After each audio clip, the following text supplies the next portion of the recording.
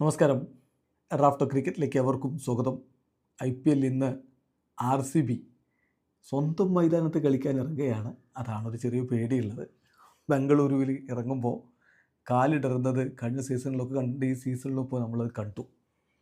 ഇന്നത്തെ എതിരാളികൾ DC യുമാണ്. DC ആവട്ടെ കളിച്ച 3 കളികളും വിജയിച്ചു വരുന്ന മിന്നും ഫോമിൽ നിൽക്കുന്ന ടീമുമാണ്. ഈ IPL ഒറ്റ കളിയും തോൽക്കാത്ത ഏക ടീമായിട്ട് ഇപ്പോൾ വിരാജിക്കുന്നത് DC ആണ്. പക്ഷേ RCBയുടെ ഫോം നമുക്കറിയാം. ഇപ്പോൾ വർഷങ്ങൾക്ക് മുമ്പുള്ള കണക്കൊക്കെ ഇങ്ങനെ തീർത്ത് വരികയാണല്ലോ. ചപ്പോക്കിൽ പോയിട്ട് 17 കൊല്ലത്തിന് ശേഷം വിജയിച്ചു, വാങ്കഡയിൽ പോയിട്ട് 10 കൊല്ലത്തിന് ശേഷം വിജയിച്ചു. അതുപോലെ സ്വന്തം നാട്ടിലും ഒരു വിജയ പരമ്പര അവർ നടത്തും എന്ന പ്രതീക്ഷയിൽ ആരാധകർ കാത്തിരിക്കുകയാണ്. അപ്പോൾ ഇന്നത്തെ കളിയിലേക്ക് വരുമ്പോൾ രണ്ട് ടീമിൻ്റെയും പ്രോബിൾ 12ഉം മറ്റുമൊക്കെ നോക്കുമ്പോൾ RCBയുടെ ഒരു പ്രധാനപ്പെട്ട ഡിലമ്മ എന്ന് പറയുന്നത് അവരുടെ ഇമ്പാക്റ്റ് സബിൻ്റെ കാര്യത്തിലാണ്.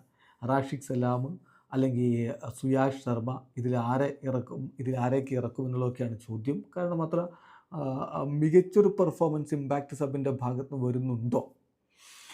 റോയൽ ചലഞ്ചേഴ്സ് ബാംഗ്ലൂരുവിൻ്റെ ബാറ്റിംഗ് എങ്ങനെയാവും, അവരുടെ പ്ലേയിങ് 11 എങ്ങനെയാവും എന്നൊക്കെ നോക്കുകയാണെങ്കിൽ വിരാട് കോഹ്ലിയും ഫിൽ സാൾട്ടും തന്നെ ചേർന്ന് ഓപ്പൺ ചെയ്യും.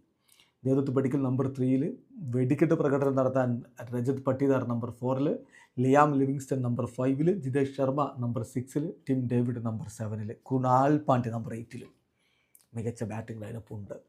ഭുവി ആയിരിക്കും ബൗളിങ്ങിനെ ചുക്കാൻ പിടിക്കാനുണ്ടാവുക. അദ്ദേഹം 9ാം നമ്പറിൽ ബാറ്റ് ചെയ്യാൻ ഇറങ്ങും. Then Josh Hazlewood, Yash Dayal.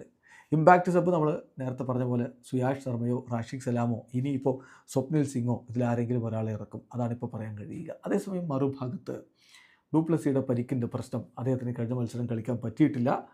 Groin strain ഉണ്ട് എന്നുള്ളതാണ് report.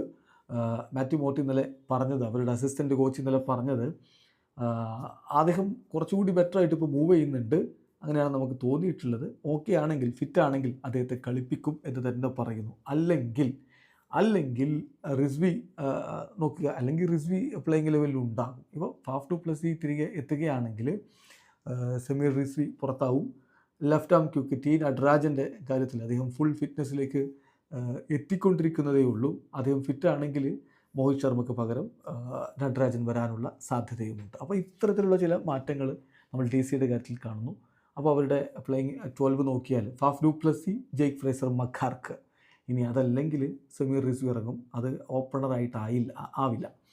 Then number 3-ൽ Abhishek Porel, KL Rahul, Tristan Stubbs, Axar Patel, Vipraj Nigam, Mitchell Starc, Kuldeep Yadav, Mukesh Kumar, then Mohit Sharma or Natarajan number 11-ൽ, അശുതോഷ് ശർമ്മ ഇമ്പാക്റ്റ് സബിൻ്റെ റോളിലുണ്ടാകും. അങ്ങനെ മികച്ച ഒരു ടീമും കൊണ്ട് തന്നെ അവരിറങ്ങുന്നു.